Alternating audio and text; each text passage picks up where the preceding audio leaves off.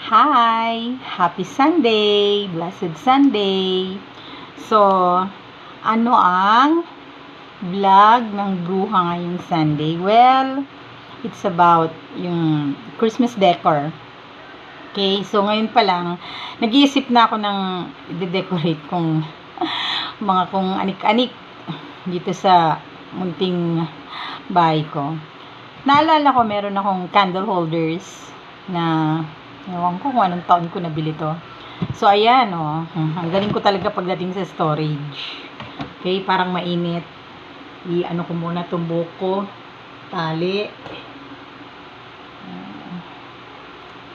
Yun. Okay. So, ayan. So, kinuha ko itong collection ko ng Christmas candle holders. Ayan. O, diba? Ang galing ko talaga sa storage, no? Ayan. So, never ko pang nagamit ito. At, first time ko palang gagamitin. So, ayan. O, diba? Ayan. Candle holders. Ito, angel. Tapos, 8 to eh. So, may presyo pa. Ayan.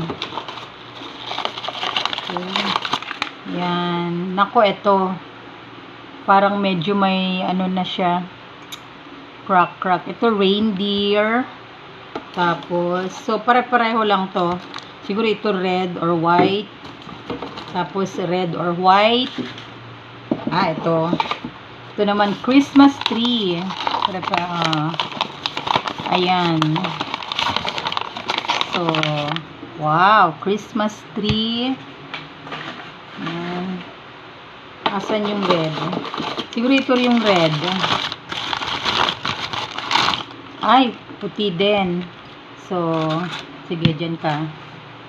Tapos, so ito yung red. Ayan. O, diba? Okay. Ayan. So, Christmas tree. Asan yung isa pa ito? Isa pang Christmas tree. So, cancel.